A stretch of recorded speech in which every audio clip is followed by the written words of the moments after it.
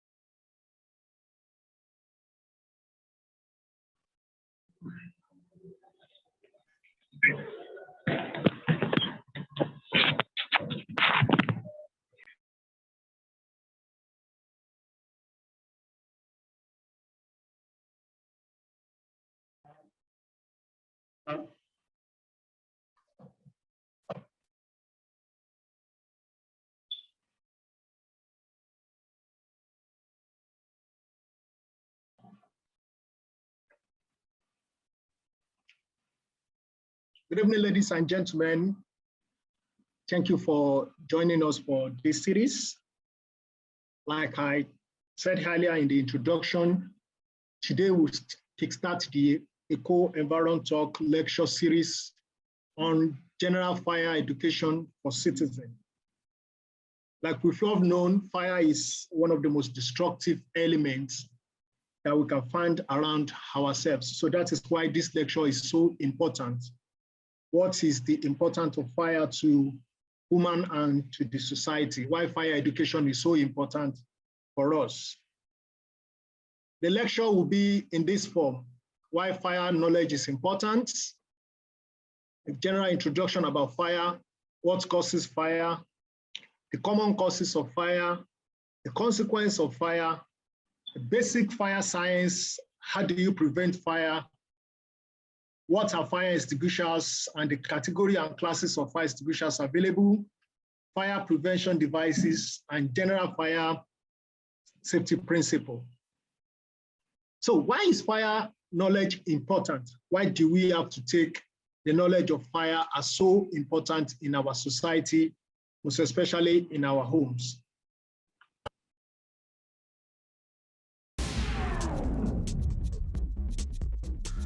Obviously, we can't guarantee a fire is going to happen, but we can give you a pretty good idea of what it's going to look like if it does. It's evening, and everyone's gone home.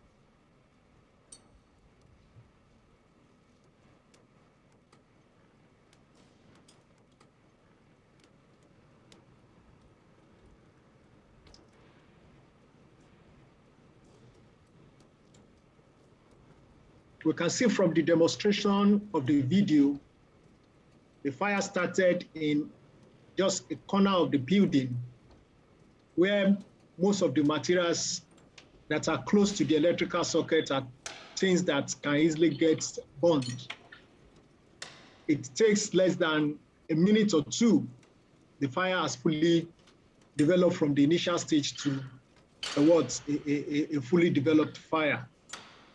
The video is just a demonstration to show us that it does not take longer time before fire gains its intensity. The materials available within an environment is what makes the intensity of the fire. So you can see that we have cardboards, we had cartons. So it doesn't have to take hours. Within few minutes, 2-3 minutes, the fire can be so devastating and the effects cannot be imagined.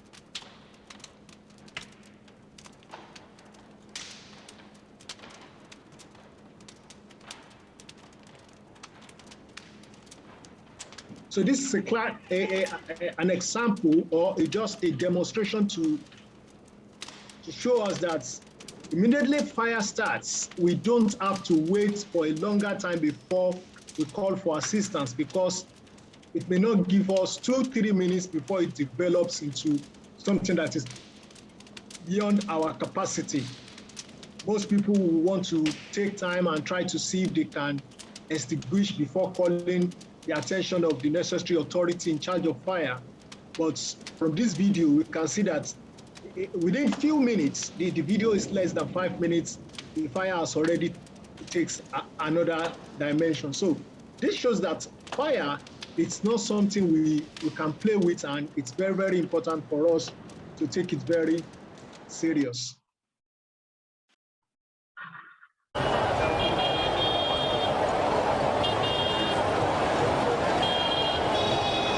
It's a common thing in most developing countries. You can see how intense the fire is. I've seen people standing, not knowing what to do.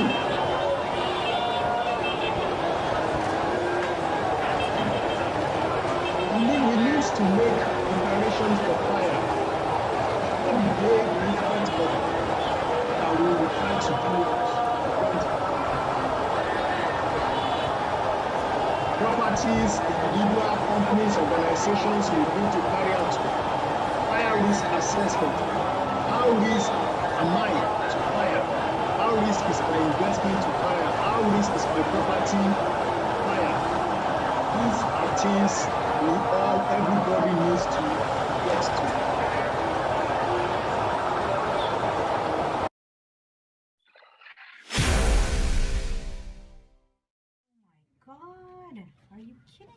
Je ne suis pas sûr qu'il y a de la place qui reste.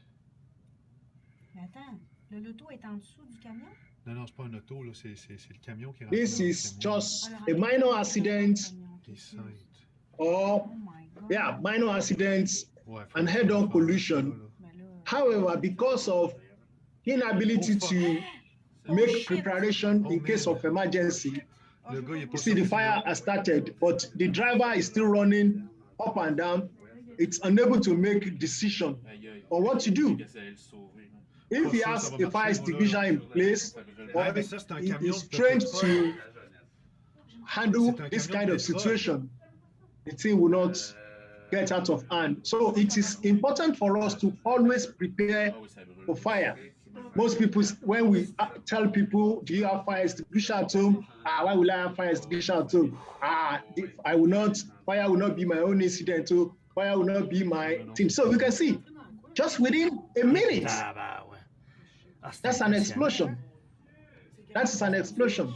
So if the truck man has a fire extinguisher, he will have tried to prevent the fire from getting out of hand. So that is the purpose of this general fire education. Let us be prepared for fire, because we don't know when the thing will occur.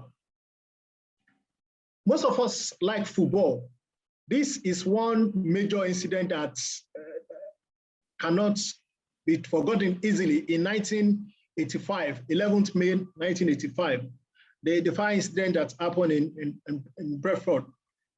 The time is between 2-3 minutes. The fire just started. In less than 2-3 minutes, it has fully developed into a full-blown fire. And how many people? 56 people lost their lives. At the end of the day, investigation shows that poor standard for fire safety was in place at the stadium. Now let's come back home. You know, the Yoruba proverb that says, "Eni to kan lo mo." It is if the things affect you, that is when you know that, yes, this really brings home the message. In 2019, the total number of fire incidents in Lagos State is 1,106. In 2020, the total number of fire is 1,023. While in 2021, the total fire incident is 990. We can say the fire incident is reducing. So the rescue made by the fire service, we can see that it's, for the 3 years, is 496. Why some people also make first call, you know, people will call at the end of the day, no, it's just small fire. When we do this, we waste the resources of government and we waste the resources of the personnel. But one thing that is alarming, if we look at the record, in 2019, the total number of victims recovered from fire is 60. In 2020, the total number of victims recovered from the total fire incident is 82, while in 2021, the total number of people recovered dead in the fire is 76. So in 3 years, just for Lagos alone, we've been able to lose over 218 people due to fire incident.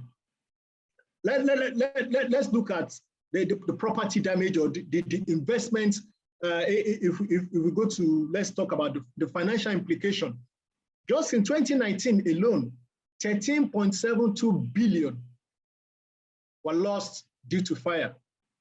In 2020, 12.35 billion, while in 2021, 11.95 billion. So you can see that fire is something that is very, very serious.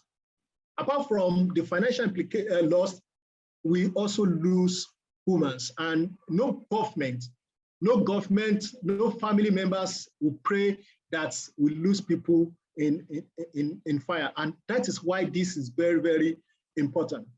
2 days ago, we all witnessed the incident that happened in Ladipo Market, the fire incident that happened in Ladipo Market. This is Balogun Market some time ago. This is Idumota Market. This is Obalende Market. One thing that is very common with most people in Nigeria and in Lagos is when an incident like this occurs, people stand close to it. This was the tanker that caught fire in Obalende, and people were standing just by the side. Sometimes people want to take pictures, people want to record. This is not good, because apart from disturbing the activities of the people in charge of the emergency, it's a risk. It's a risk. So when incidents like this happen, people should give a safe distance. This is Ijebu-Egba pipeline vandalization. It's one thing that is common in this part of the world, and this is one of the examples. If you look at the picture, you see the number of vehicles and the damage. It's alarming. We cannot continue to be losing human beings. We cannot continue to be losing properties because of fire, which we can prevent. Just let's take a statistics of what happened in 2020. On March 15, 2020, an explosion occurred at a gas processing plant at Abule Ado. The explosion killed at least 15 people. In Barua also, October 9, early morning gas explosion in Barua Ipaja, 5 persons dead.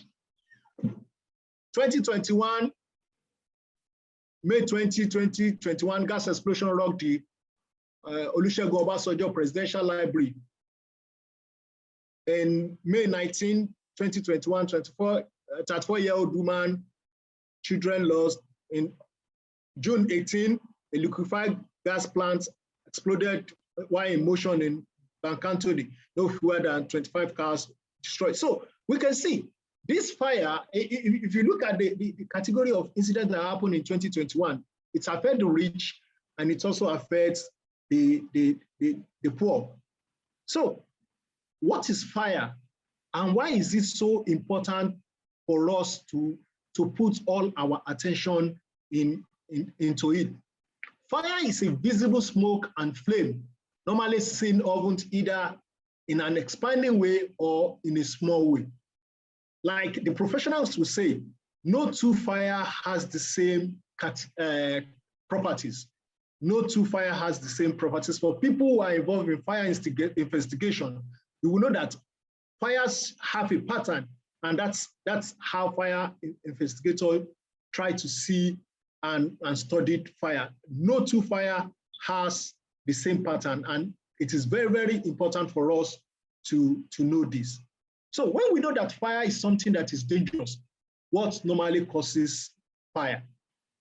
Most of us, if we are outside, if we are far away, we always want to get back to our house as quickly as possible. Why? Because we felt our house is the most safest place for us. We are always safe in our house. But statistics shows that 76% of all structural fire occur in what? In residential properties. Why? Most of the deaths in fire also occur at home. So which means most of the fire incidents that occur in our houses. And why is this? Why is this so? If you look at the data above, the top 5 causes of fire: cooking 49%, open flame 10%, eating 9%, incendiary or arson 8%, smoking 4%.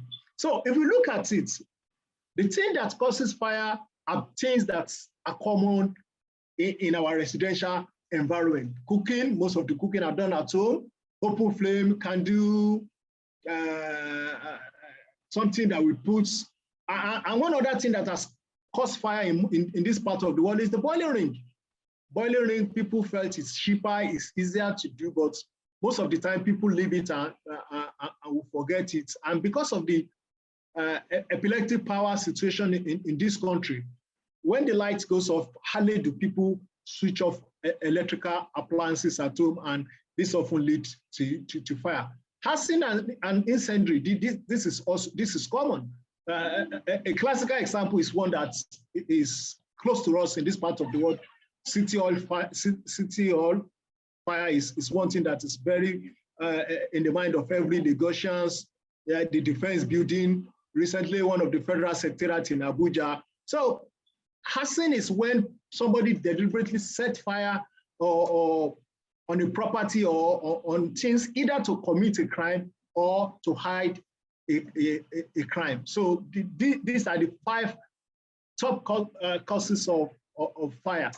So apart from that, the common causes of fire are basically categorized or classified into 4 major groups by which common causes of fire. The first one is carelessness. The second one is accident. The third one is natural. And the fourth one is arson, like I've defined earlier.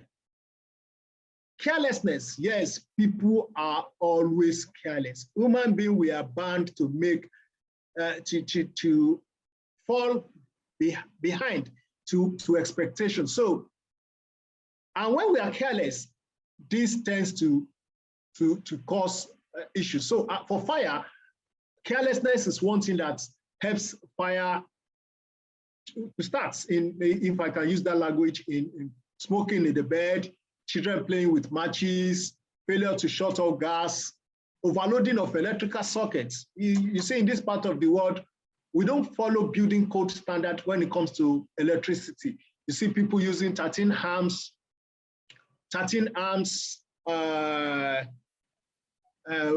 for an AC that's supposed to be 15 amps. Carelessness in storage of flammable liquids. There's petroleum storage in the country now. So you see people storing 200 liters in their houses and probably not even storing it in proper way. Lighting of candle without protection base, fueling a vehicle tank while the engine is running. These are things that often cause leads to fire. Accidents. So also accidents is one of the major or common causes of accidents. When people speed and they hit each other, or you accidentally trip on something or hit an electrical pole, this can also lead to fire. Natural causes, yes. Fire can start, lightning, most especially during the dry season when the grasses are dried. The natural phenomenon whereby the fire can start through this process. The last category, the one I've said, is arson. Arson is a crime of willfully or maliciously setting fire to a property. So people do this because it's either they want to hide a crime or they want to commit a crime. If somebody has embezzled the money in a place, and the best way is, oh, let me destroy all the documents, and it's just to decide, oh, it's fire, not knowing that the actual evil is the corruption or the crime that the person has committed. So this is the major categories of the common causes of fire. So when fire occurs, what happened? That should be the first thing behind our mind, that when fire occurs, what really happened? If we look at the statistics, the major thing is people dying as a result of fire. So when fire incidents occur, there could be losses of life, we could lose family, we could lose friends, injury and disability. People can get injured, people can get disabled. We can lose property, home, workplace. If people lose job, if there's a fire incident in an industry and it destroys all the machinery, some of the workers will have to stay away. Probably the company have to downsize. Sometimes we lost some irreplaceable belongings. We cannot, sometimes some schools don't give certificates twice. So if you lost your certificate in the fire incident, what you just get is probably use the photocopy or use the notice. Some schools don't issue certificates twice. So sometimes we can lose things that are irreplaceable. There can be financial loss due to fire. So what makes up fire? What are the elements needed for your fire to start? What are the elements needed for fire to start? There we go to what we call the fire tetrahedron. The fire tetrahedron. Initially, in the olden days, they call it a fire triangle. In the olden days, they call it a fire what? Triangle. So which means it has the heat, the oxygen, and the fuel. It has the heat, the oxygen, and the fuel. However, studies have shown that even if you have the heat, you have the oxygen, and the fuel, if there's no chemical reaction between the three elements, fire will not start. And that's why the new term fire tetrahedron. So we need the heat, the oxygen, and fuel for fire to start. So oxygen is abundant in here. Oxygen is what? Abundant in here. By nature, oxygen is 21% in the atmosphere. However, approximately 16% is required for fire to start. In nature, we have 21%, which is very, very abundant. It's there. It's a gift from God. However, we just need only 16% for fire to start. So which means for fire to occur, one of the key elements, which is oxygen, is abundant in life. So also heat. Heat is there.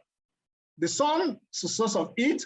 Hot surface is a source of heat. If there's a spark, if there are friction, if you rub your palm together, after some minutes, you feel it. So which means the second element that makes fire to start is already with us. Now the last element, which is the fuel. The fuel, the thing that makes fire to burn. So the fuel can either be solid, liquid, or gases. The fuel can either be solid, liquid, or gases. So for solid, the three states of matter, solid, liquid, and gases, and it's abundant with us. It's abundant with us: wood, paper, clothes, plastic. Liquid, kerosene, alcohol, oil, all these are available with us, around us. So the last one, gases, petroleum products, propylene, butane, acetylene, natural gas. So for fire to start, these three elements have to be available. And when they combine together through a chemical reaction, fire will what? Fire will start. So for the liquid, for the fuel, it can be, I said, it can be liquid, it can be solid, it can be gases. So these are examples. Also based on the fuel, there are what we call classes of fire. There are 5 basic classes of fire. Class A fire, Class B, Class C, Class D, Class K, or F. So For class A fire, these are what are defined as ordinary combustible. Class A fire are what are defined as ordinary combustible. So you ask me, why is fire classification very, very important? Why is fire classification very, very important? Yes, fire classification is very, very important because this helps us to know how to attack the fire. This helps us to know how to extinguish the fire. Most people, when they call the fire service and they try to make inquiries more, you call the fire service and they said, okay, yeah, hello, is that fire service? Yes. There's fire in my house. Yes, we know. Please, can you tell us what is the source of the fire? Nigerians will say, my house is burning. You are telling me I should tell you what is the source of the fire? Yes, there's need for the professionals to know the source of the fire so as to know the kind of preparation. We will explain this more. For class A fire, these are ordinary combustible such as wood, paper, clothes. These are things that are just ordinary. So this class category of things are called class A. Class B are called flammable liquid. Class B are called what? Flammable liquid, such as oil and grease. They differ from class A fire. So if class A fire is burning or class B fire is burning, and you call, they want to know the class of fire that is burning so that we will be able to know what kind of preparation will be available for them. Class C is called energized electrical equipment. Energized electrical equipment. So if you call and the fire that starts in your property is an energized electrical equipment, which you cannot use water. You can't use water. And you did not give a full description of the kind of fire that starts in your property. And the team that comes there comes with what? A water tanker. They will not be able to do anything. This is why most citizens say, when the fire team got there, they just turn back. Yes, they will turn back because you did not give a full description of the fire incident that is occurring in your property or in your environment. So if it is an energized electrical equipment, they will not be able to attack it with water. So they will turn back. So if you have given adequate information beforehand, it will help them to know the kind of equipment to deploy. The last class is class D, which are flammable metals. So fires that involve flammable metals are always toxic. So the kind of extinguishing material you will use for this kind of fire also differs. Also what? Differs. So it will be of importance if your fire falls in this category to give thorough information to the organization that is coming to help you with the fire. So if you call and they want simple instruction or simple description of the fire environment, you should be able to tell them this and this. This will help them to know the kind of equipment to deploy. The last class of fire is class K or class F, depending on the standard your country is using. Class K or class F fire is a special category. It involves vegetable oil, animal oil, or fat in cooking appliances. Basically, in every home in Nigeria, you know, most women, they use the vegetable oil more than 1 or 2, 3 times. We've even heard that some people, the vegetable oil they will start at the beginning of January is the one they will use up to December. They'll just be topping, they'll just be topping, they'll just be topping. So when you use vegetable oil to fry meat, plantain, fish, shrimps, use it to fry different things. It has changed the original composition of the oil. It has changed the original composition of the oil. So what is burning, if fire occurs, it is not what? It is not ordinary oil. And that is why a special classification is given to vegetable oil. That's why we have them as class K or class F. You can say, why is it not class A? Because it's just ordinary this thing. Yes, because the composition of the oil has changed over time, that is why it is called a what? A special classification. So now we go to fire prevention. For you to deal with fire, there's need for you to set up a preventive system. Every organization, every homes, every family must have a fire prevention program in place. So let me ask, how many of us have fire extinguisher in our homes? How many of us have fire extinguisher in our homes? So what is the main purpose for fire prevention? The main purpose of fire prevention is what? Safety. Safety. How do we save lives? How do we protect building? How do we protect occupants of a building? So the second one is what? Property protection. The third one is what? Protection of operation. If fire occurs in a workplace, it will disrupt the operation, it will disrupt the work. So the main goal for having a fire prevention system is life safety, property protection, and protection of operation. So the strategy of preventing fire must have three things in place. A fire must have three things for it to occur. A fire must have ignition, it must maintain combustion, that means it must continue to burn. So when you want to prevent it, what do you want to do? Have in mind that yes, a fire must not start. Second one, fire must not spread. The third one, if it spread, I should be able to what? Contain it, isolate it. So if you have these three things in mind, we'll be able to do what? Prevent fire. At the beginning of the lecture, we heard that most of the fire that occur in residential properties. And most of the fire that occur starts in our what? In our kitchen. So if you want to have fire prevention at homes that has to do with kitchen, fire professionals are now recommending that all kitchens must be decked. Whether it's a bungalow, whether it's a one room, whether it's a mini flat, we are encouraging architects to design so that the roof of the kitchen is decking.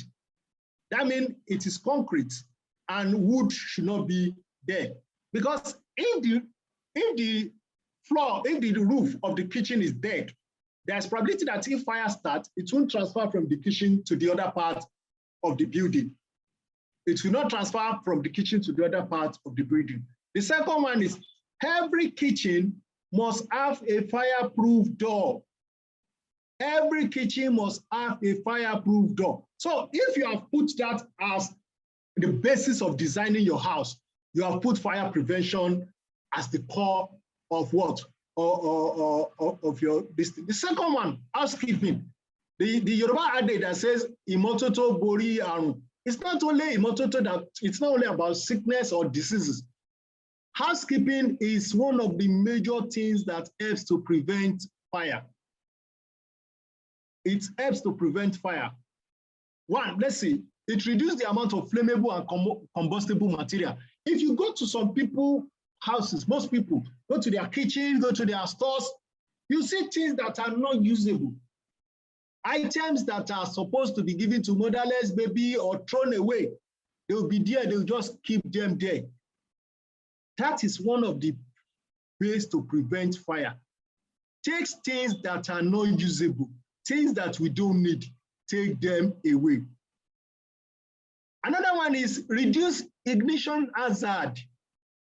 Don't overload sockets. Don't overload sockets. Ensure that safe emergency evacuation of occupants. Some people, their houses or their flat has only one door. There's no plan for exit in case there's emergency. So this is one thing that is also very, very important. Also, our walkways, our staircase, we must keep them clean. We must remove things that we feel can cause hazard. Never block a fire exit or an emergency exit. This is one of the things. Keep use and store of flammable and combustible material to the barest minimum. Yes, we know that there is fuel crisis in the country, but don't keep 3,000 liters at home. Don't keep 3,000 liters at home. Don't keep 5,000 liters at home. Yeah, I can't go and be queuing at the gas station. Yes, but don't keep fuel beyond the reasonable amount at home. This is one of the ways to prevent fire. Storage guidelines. All storage must be at least 3 feet from an electrical panel. If you look at our introductory video, the introductory video shows that the fire started at the corner piece of the office, probably where there's an electrical socket. Yes, but what added to it is that papers, materials were kept close to the socket. So they said all storage must be at least 3 feet away from an electrical panel. So, which means if you keep materials away from an electrical panel, if there's a spark and the spark just gets into a bare floor, there's probability that the fire will just curtail there. But if there are combustible materials around it, what happened? It helps to ignite the fire, like what we saw in our introductory video. Store all combustible material in a mechanical room is very, very prohibited. Storage of combustible material in mechanical room is prohibited. You have a generator house, and your generator house is where you are also storing the fuel. That is not accepted. So another thing that we can use to prevent fire is to know by what category items I have in my house or materials I have in my house are categorized. That's what we call flammable and combustible materials, flammable and combustible liquid. You understand? So most of us in this part of the world, hardly do we read manuals. Hardly do we read manuals. I'll give you an example. A friend of mine bought an LG TV, and after 2 days, he called me and said, that TV, I don't know, it's not working, it's off. I said, is this showing power? I said, it's showing power, but it's off, it's this. He did not know that the television has been preset after working for some hours to automatically work, switch itself off for energy saving. So most of the materials that we have around us have ignition category, but only do we know them. So how do you know, what do you tell whether something is flammable or something is hazardous? So there's an international classification that is on most of the product. 0, if you see 0 there, it shows that materials or that liquid will not burn. If there is 1, it shows that it must be preheated to burn. That means you must heat it for it to burn. 2, it can ignite, but with moderate, when it's heated moderately. 3, it will ignite at room temperature. So that means any materials or anything you see 3 on the flammable categorization, it shows that, well, at room temperature, that thing can ignite on itself. Immediately you see 4, it shows that it is what? Extremely flammable. That materials is what? Extremely flammable. So any materials you see labeled 4 on the flammable category, it shows that it's highly flammable and must be kept away from people. So that is the National Fire Protection Association rating for most of the material I just read now. So you see, if it is 0 for the earth hazard, for the flammability, for the stability. So for 0, it will not burn. For 1, must be preheated. For 2, must be heated. For 4, will vaporize and readily burn at normally room temperature. So these are things we should always look out for in most of our products or materials we buy. So when fire occurs, the first thing that comes up to our mind is to get a fire extinguisher. The first thing that comes to our mind is to get a fire extinguisher. However, are we getting the right fire extinguisher for the types of fire that occur in our organization?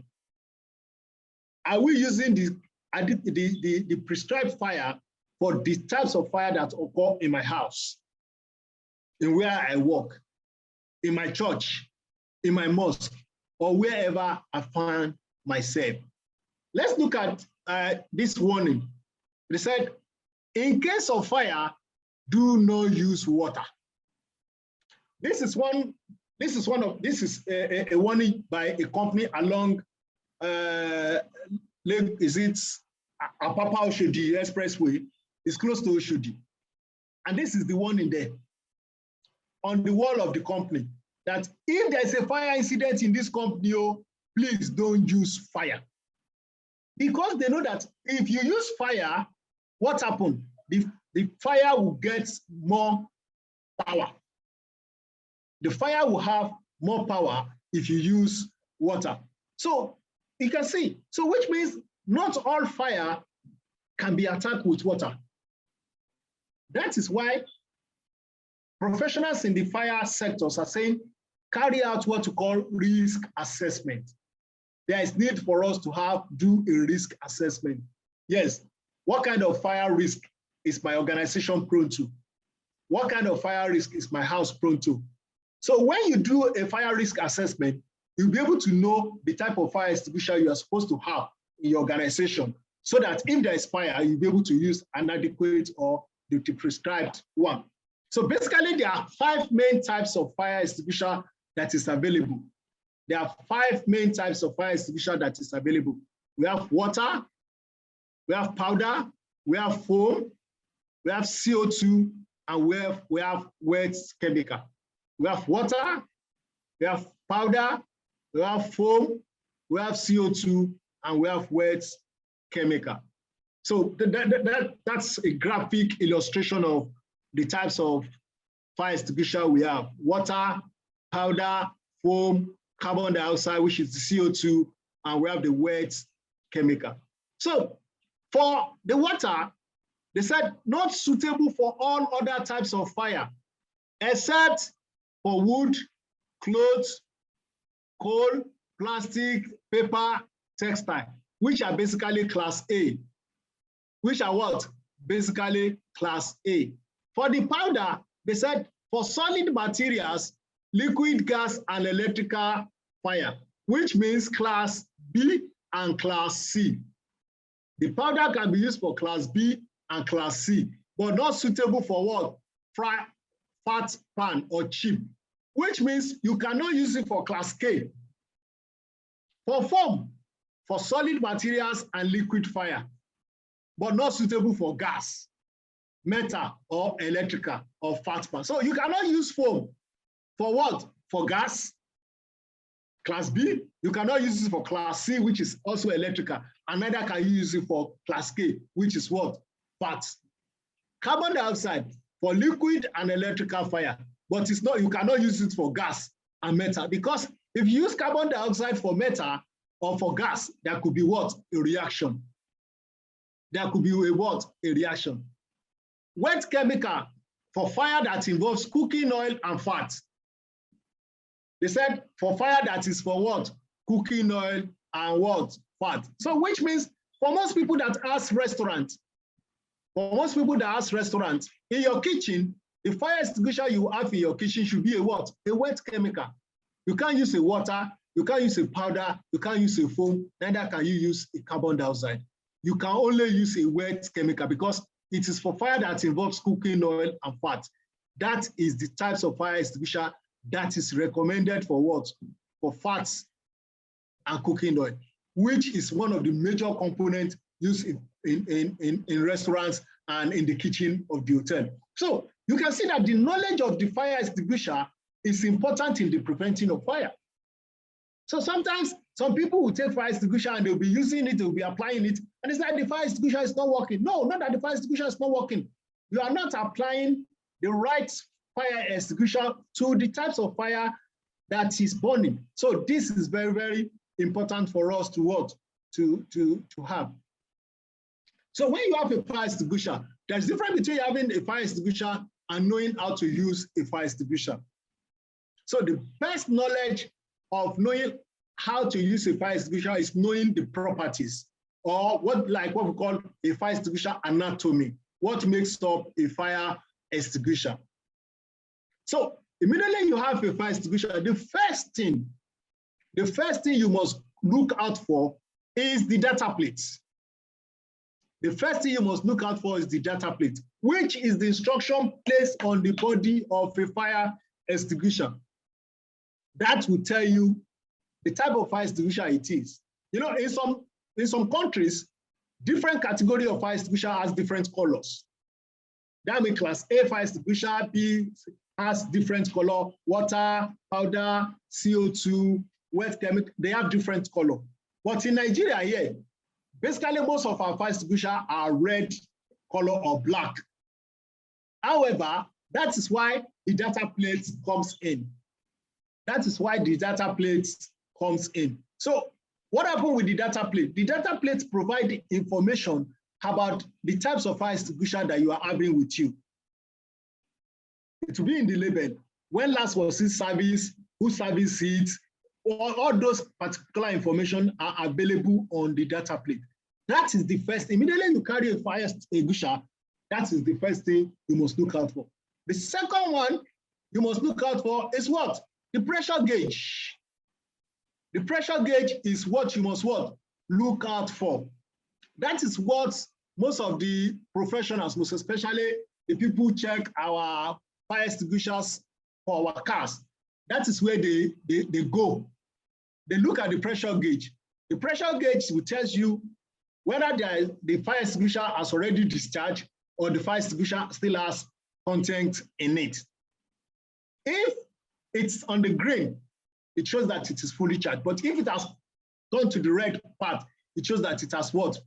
Discharged. So this is very, very important. Immediately you take a fire extinguisher, after reading the data plate, you look at the gauge to know that whether the fire extinguisher you have is, you can use it or it has nothing. And this comes to a very key important information. Most organizations, most people always keep the fire extinguisher on the floor. Fire extinguishers are not to be on the floor. They are supposed to be mounted on the wall. Fire extinguishers are not to be on the floor. You are supposed to hang them. Why? Fire extinguishers often discharge on their own. Fire extinguishers often discharge on their own. Like for CO2, most fire extinguishers that are CO2, the pressure gauge don't work with them. So you see that most of these fire extinguishers that is CO2 don't have a gauge. So the next one is the discharge lever. The discharge lever is the handle. Apart from the discharge lever, it has a lock pin and a seal. So you also look out for the seal. If you get a fire extinguisher and the seal is tampered with, that means that fire extinguisher has been used. So immediately you use a fire extinguisher, you take it and you go and refill it or give it to a professional to refill for you. Most people often feel they can refill the fire extinguisher themselves. No, let's leave the work to the professionals. Let them do the work themselves. So you have a discharge pin. You remove the pin. If you don't remove the pin, it will not allow the lever to come down. So you also have the hose and you have the nozzle and the orifice. That is where the content of the fire extinguisher comes out. Before the end of the year, when we want to do another fire, I'll show the demonstration of a picture or of a video of how to use a fire extinguisher. So like I said, some countries have adopted color coding. So for a water or CO2 fire extinguisher, it is red. For foam fire extinguisher, it is yellow or cream. For carbon dioxide fire extinguisher, it is black. For dry chemical powder, it is blue. So if the standard or the Fire Protection Association in Nigeria have this coding, that is what we are supposed to have. So you know that immediately you take a red fire extinguisher, you either know it's either a water or a carbon dioxide fire extinguisher. If you take a yellow or a cream fire extinguisher, you know that this is automatically a foam. But you know, like Nigeria is where everything goes. So you don't rely on the color, just rely on the information available on this thing. So You must know where fire extinguishers are located in your workplace. And that is why we encourage that every organization must do fire drills at least once in a month. Once in a month. If you are so busy, do it every three months. Call the professionals to come and educate your staff. If you're a family, make sure that your children have general knowledge about fire. They should not play with fire. If you have children who are aged, who are matured, teach them how to use a fire extinguisher.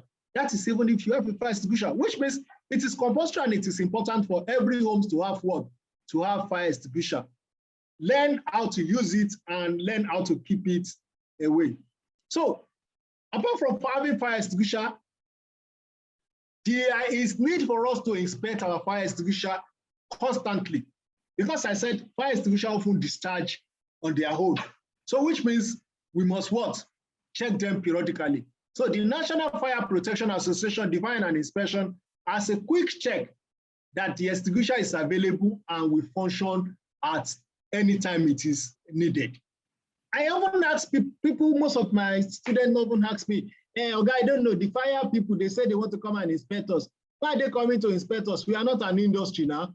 Yes, it is the statutory law of the land that a fire officer have to inspect commercial properties, have to inspect offices at least once in a quarter. The new law, the new Lagos State Fire Law, have mandated that fire officer should go to residential properties. So in the next few months, you start seeing fire officer coming to residential property to check if you have fire extinguisher at home. So this is very, very important for us to know. So who can inspect a fire extinguisher? So anybody can do that if you have the minimal knowledge. But if you have an office, if you have an establishment, it is important for fire officers to come and help you to inspect your fire extinguisher. But if you are just a small family, you should have the minimal knowledge of what should I check for? What are the things I should look out for in my fire in the fire extinguisher? Fire extinguisher located in the designated place. It should not be obstructed. It should be visible to everybody. Operating instruction, a nameplate must be legible, must be facing outward. The seal and the tamper indicator should be in place and should be what? Intact. So that is the inspection tag we see in most of the fire extinguisher. Who inspected it, which day, when is the next service, it's available. So these are examples of fire extinguisher that I made mention of. So and fire extinguisher of different classes and of different size. It depends on what you want to use it for. So it's important for us to remember that, ensure that each area has a proper type of fire extinguisher that is needed. If you are an organization and your facility is big, that means you have to have different types of fire extinguisher for each. The one that will be for the store, the one that will be for the generator house, the one that will be for the offices will be what? Different. Don't say, why, I will just buy one for all of, I'll just buy one for all of them now. I'll just buy one for all of them. That is not acceptable. That is not acceptable. Ensure that each area has the proper type of fire extinguisher that can be used. So apart from fire extinguishers, there are other things. There are other things that we need to know. There are other things that we need to know. So, which is very, very important. So, because organizations are becoming bigger, our houses, warehouses are becoming big and becoming large. So, fire extinguisher cannot handle everything.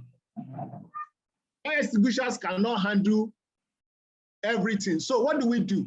There are installations and there are things that are now available to help to extinguish fire. So we now have sprinklers. We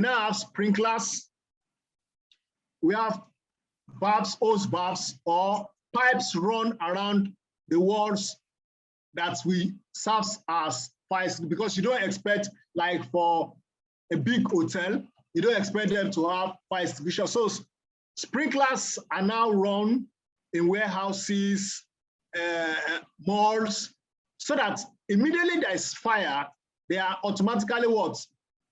Dispensed. Most of them are semi-automated. Another one that is very common that most of us can have in our houses is the fire blanket. So if you, oh, I don't want to have a fire extinguisher, okay, you don't want to buy a fire extinguisher, it's expensive, you can have a fire blanket. Every home should have a fire blanket. A fire blanket is not the bedsheet, though. Don't say there's a blanket where, you know, that's not. A fire blanket is a special blanket that is used for fire protection. So I encourage everyone and every houses to have one. So I said fire should be prevented before they start. Fire should be prevented before they start. So now we have devices that help us to prevent fire in our houses. So that let's just share one or two knowledge about fire devices. So what is the purpose of fire devices? Prevention of fire from starting. Some are just to prevent fire from starting. Some are for detection. They will detect the fire and they what? They will extinguish the fire. Some are just to what? Mitigation of the fire effect. The fire will start, but it will now have serious effects on the organization. So some of the fire detection devices are smoke detector. Some of the smoke detector can be one that are working with ionization property, or smoke detector that use optical or photoelectric as its function. Some are heat detector, some are flame detector, some are linear heat sensor, some are beam detector. So there are different fire detector devices that are available in the market. And I always encourage people, if you are building your personal house, if you are having your offices, if you're having, you need to put fire detection devices in place. That will help you that will notify you in case there's fire. So for smoke detector, these are devices that detect most typically, which is an indicator of fire. And like I said, types of fire, smoke detector based on the properties they use. Some use the ionization and some use the photoelectric. So I said, for big organization, for big houses, for big places, we may not rely on fire extinguisher, but we can rely on what? Sprinkler system. So we have sprinkler system, or we have what we call a fire protection devices now that people use in houses. Fire doors. You know, I said when we have our kitchen should have fire doors. There are two categories of fire doors. Some fire doors are purposely made to keep fire from spreading. Some fire doors are doors used for emergency.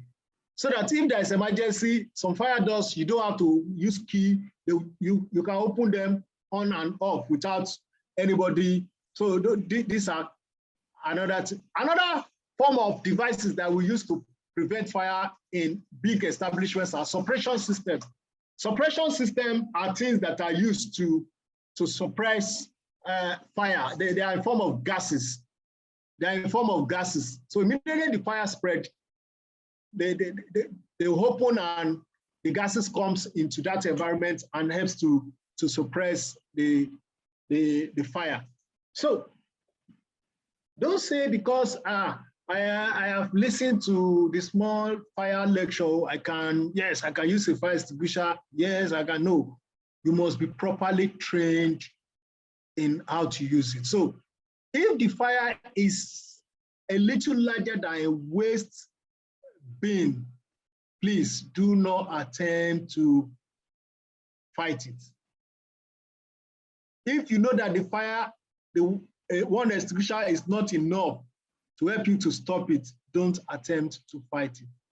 If the smoke coming from the fire will affect your breathing, please do not.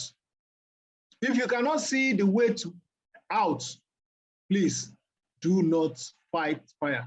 If the fire involves gas cylinders or chemical that can explode, please Safety should be your first priority. Your efforts are not reducing the size of the fire. You are trying everything and the fire is not slowing down. Please take caution. If there are risks to yourself or to other people, if you hear an alarm in a building, the first thing you do is what? Take cover. That is why we are saying every organization must have an evacuation plan. Every organization must have an inventory. If people come into your property, if people come into your office, come into organization, let them write their name. Then there is login, so that if there is an emergency, there will be proper accountability of head count. Some people, you go to an organization, they tell you that you have to put your name down. No, my uncle is the owner, my brother is the owner, and this. You can't know. It is for your own safety. If you go to an organization that you are not used to, you go to a place that you are not used to, and you are using the toilet, and an emergency occur. An emergency occur. What happened? You will not be accounted for, because they don't have a record that you are inside that organization. So it is important for us to have that at the back of our mind. Every organization must have an evacuation plan, must have an assembly point, must have an assembly point. There's an organization I went to in Victoria Island to educate them about fire and emergency preparedness. It's about how many story building, let's say 7 or 8. Some of the staff who have been in that organization for 10, 5, 15 years don't know where the escape route is. They are always used to the lift. So if there's fire incident, you can't use the lift. So if you are not used to where the emergency exit is, you are at risk. You are at risk. So when there's fire, you need to walk and don't run. You need to walk and don't run. So if you are the last person, close the door behind you. Because if you open the door down, oxygen will go inside and it will give the fire more intensity. Leave the building immediately by the nearest exit. That is if you know the exit. That is why you should know the exit. Do not delay your exit to collect your belongings. I have my certificate inside. I have my money inside. I have my property inside. No, please don't let us. Life is more important and more precious than our belongings. Do not use the lift. Attend the fire assembly point and report to the fire warden or people responsible so that a general head count can be done. Don't return until you are told. Don't return until you are told. So raise an alarm, switch off all unneeded electrical equipment, close all the window, do not panic, do not pull or push other people, evacuate the building. Go to the assembly point gently, quickly. Remember, watch above, behind, below, and inside when what? Evacuating a building. Watch above, behind, below, inside when evacuating a building. Take a roll call. Look out for your colleagues. Look out for your friends. Look out for people around you. People you know you have seen that day. Check out for them. Call the fire service. The general number for Lagos State is 767 or 112. You don't have to have call card on your phone. You don't have to have credit. It's a toll-free line. Or you call the direct line of the fire service, which is 08033235891 or 0172805003. These numbers are numbers that are supposed to be at the front desk of every organization. At the front desk of every organization, it's not the HSC manager or the people in charge of safety and environment that should have it. Every member of the organization, you must have it. In our homes, it should be part of the general line that must be on our phone call, on our phone dial list for our children, for everybody that's known to us. Thank you, ladies and gentlemen. That's the end of the presentation. If there are any questions Any question or anything that we can share it together? Okay, I will share the number. Somebody is asking for the fire service number. The fire service number again is 080-3323-5891 or 01-72-80-503. The fire service number is 080-3323-5891 or 01-72-80-503. We'll be sharing we'll share the presentation. We'll share the presentation online and it will be available on our YouTube channel. Thank you, ladies and gentlemen. We'll see you in March when we start our Eco-Enviro Talk series. And the first of the series will be on climate change. The first and the series will be on climate change. We want to review what is the gain of Nigeria, the gain of Lagos from the COP series. We'll share the lecture materials also. We'll share it with the email you people have registered with. Thank you for joining us. Have a nice evening. God bless you all.